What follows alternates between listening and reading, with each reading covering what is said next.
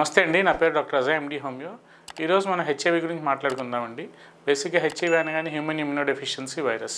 So ఈ ఎక్కడైనా సరే ఒక మేల్ టు ఫిమేల్ కానీ ఒక ఫిమేల్ టు మేల్ కానీ బయట ఎక్కడైనా సెక్షువల్గా ఎక్స్పోజ్ అయితే ఒక అన్నోన్ పర్సన్తో జనరల్గా ఈ హెచ్ఐవి డిసీజ్ అనేది ట్రాన్స్మిట్ అవటం అనేది ఒక ఇన్ఫెక్టెడ్ హెచ్ఐవి ఇండివిజువల్తో ఒక హెల్దీ ఇండివిజువల్ బయట ఎక్కడైనా సెక్షువల్గా ఎక్స్పోజ్ అయినప్పుడు ప్రికాషన్స్ తీసుకోకుండా సేఫ్టీ మెథడ్స్ అవి లేకుండా జనరల్గా బయట ఎక్కడైనా ఒక అన్నోన్ పర్సన్తో సెక్షువల్గా ఎక్స్పోజ్ అయినప్పుడు జనరల్గా హెచ్ఐవి డిసీజ్ అనేది ట్రాన్స్మిట్ అయ్యే ఛాన్స్ అనేది ఉంటుందండి. సో బేసిక్గా అసలు ఈ హెచ్ఐవి అనగానే ముందు బయట ఎక్స్పోజ్ అయిన తర్వాత అసలు లక్షణాలు ఏముంటాయి, నాకు అంటే ఆ వ్యక్తికి హెచ్ఐవి వచ్చిందని చాలామంది భయపడుతూ ఉంటారు. అసలు ముందు దీంట్లో ప్రాథమిక దశ లక్షణాలు అని first primary stage of symptoms అని ఉంటాయండి.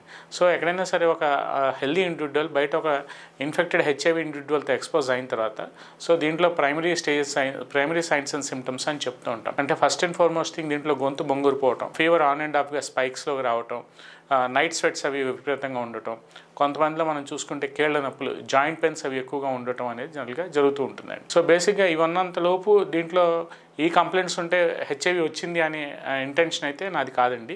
సో ఈ లక్షణాలు అనేవి జనరల్గా వైటమిన్ డి డెఫిషియన్సీస్లో కానీ లేదంటే ఇతర దీర్ఘకాలిక వ్యాధుల్లో కూడా ఉంటాయి. కానీ ఎక్కడైనా సరే ఇప్పుడు ఫస్ట్ అండ్ ఫార్మోస్ట్ ఈ వీడియోలో నేను స్ట్రెస్ చేయబోయే టాపిక్ ఏంటంటే ఒక హెల్దీ ఇండివిజువల్ బయట ఎక్కడైనా ఒక అన్నోన్ ఇండివిజువల్తో సెక్షువల్గా ఎక్స్పోజ్ అయిన తర్వాత కానీ లేదంటే బయట ఎక్కడైనా ఒక ఇన్ఫెక్టెడ్ హెచ్ఐవి ఇండివిజువల్తో సేఫ్టీ ప్రికాషన్స్ అవి సేఫ్టీ మెషర్స్ లేకుండా బయట ఎక్స్పోజ్ అయితే జనరల్గా ఒక 10 to 15 days తర్వాత ఆ వ్యక్తి ఒకవేళ ఇన్ఫెక్టెడ్ హెచ్ఐవి అనేది ఉంటే జనరల్గా ఆ డిసీజ్ అనేది ఈ వెజైనల్ సెక్రీషన్స్ ద్వారా ఈ డిసీజ్ అనేది ఆ హెల్దీ ఇండివిజువల్లో ట్రాన్స్మిట్ అయ్యే ఛాన్స్ అయితే ఉంటుందండి. బేసిక్గా దీంట్లో మనం తీసుకుంటే ఇందాక నేను చెప్పినట్టు ఈ ఫీవర్ రావటం, నైట్ స్వెట్స్ అవి రావటం, కొంతమందికి ఒంటి మీద ర్యాషెస్ అవి రావటం, అంటే అర్టికేరియా అని చెప్తుంటాం, ఎలర్జిక్ ర్యాషెస్ అని చెప్తూ ఉంటాం. సో ఇట్లాంటివి రావటం, కొంతమందిలో కేళ్ల నొప్పులు, జాయింట్ పెయిన్స్ అవి రావటం, కొంతమందిలో విపరీతమైన హెడ్ఏక్ అది రావటం, బాగా విపరీతమైన ఒళ్ళు అంటే దురదలు మంటలుగా ఉండటం, రాత్రిపూట స్లీప్ అనేది తగ్గిపోవటం, ఆకలి అది తగ్గిపోవటం, దీంట్లో మనకి గ్యాస్ట్రిక్ డిస్టర్బెన్సెస్, డైజెషన్తో పాటు అంటే డైజెస్టివ్ డిస్టర్బెన్సెస్ అవి స్టార్ట్ అవటం అనేది జనరల్గా జరుగుతూ ఉంటుందండి.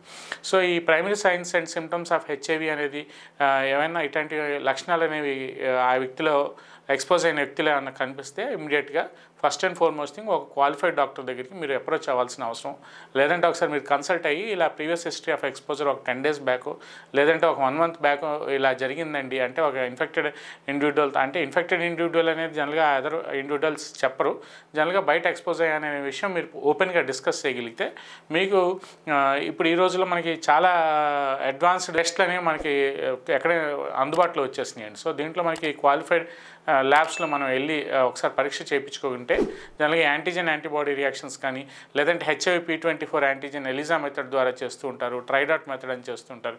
సో దీనికి కొంత టైం పీరియడ్ అనేది ఉంటుందండి సార్ ప్రతి టెస్ట్కి. సో ఆఫ్టర్ 1 week తర్వాత కానీ ఆఫ్టర్ 10 days తర్వాత జనరల్గా వెస్టర్న్ బ్లాట్ టెస్ట్ అని చేస్తుంటాం. సో దాంట్లో క్లియర్ కట్ యాంటీజెన్ వాల్యూస్ అన్నీ మనకి వచ్చేస్తూ ఉంటాయి. సో దీంట్లో మనకి కొంతమందిలో ఇంకా RNA PCR అని కూడా ఒక టెస్ట్ ఉంటుంది. సో అది కొద్దిగా కాస్ట్లీ టెస్ట్ కంపారిటివ్గా ఇవన్నీ నేను చెప్తున్నవి. సో బేసిక్గా మనకి ఒకసారి అనుమానం ఉంది ఆ వ్యక్తిలో ఇండివిజువల్లో అతనికి ఏదైనా హెచ్ఐవి పర్టైనింగ్ సిమ్టమ్స్ అయినా కనిపిస్తున్నాయి అంటే బేసిక్గా దీంట్లో మనం P24 యాంటీజెన్ ఎలిజా మెథడ్లో చెక్ చేసుకోవచ్చు అండి. లేదంటే ఒక 1 month ఎక్స్పోజర్ అయింది అంటే జనరల్గా దాంట్లో ఆ ఇండివిజువల్లో యాంటీబాడీస్ అనేవి డెవలప్ అయిపోయి ఉంటాయి కాబట్టి ట్రైడాట్ టెస్ట్ చెక్ చేసుకుంటే అతను ఇన్ఫెక్ట్ అయ్యాడా లేదా అనేది మనకి ఆ ప్రొసీజర్ ద్వారా అది చేసే బ్లడ్ టెస్ట్ యొక్క రిజల్ట్ వాల్యూస్ బట్టి మనకి చాలా క్లియర్గా అతను పాజిటివ్ ఆ నెగిటివ్ అనేది తెలిపోతూ ఉంటుంది. సో తద్వారా మనం ముందుగా ట్రీట్మెంట్ అంటే మనం ట్రీట్మెంట్ ప్రాసెస్లో ముందుకెళ్ళే ఛాన్స్ అనేది ఎంత మాత్రం ఉంటుందండి. సో దీంట్లో మనకి సిస్టమ్స్లో ఇవన్నీ మనం చూసుకుని ప్రాథమిక దశ లక్షణాలు ఒక 5 signs and symptoms ఏవైతే చెప్పానో ఆ 5 signs and symptoms బయట అతని ఇన్ఫెక్షన్తో బయట ఒక ఇండివిజువల్తో ఎక్స్పోజ్ అయిన తర్వాత ఆ లక్షణాలు అనేవి కనిపిస్తే సిస్టమేటిక్గా ఒకసారి ఇవాల్యుయేట్ చేసుకోవడం, క్లియర్ థరో కట్ ఎగ్జామినేషన్ చేసుకుంటే చాలా మంచిదని ఈ వీడియోలో నేను మన వ్యూవర్స్కి చెప్పదలుచుకున్నాను. నమస్తే.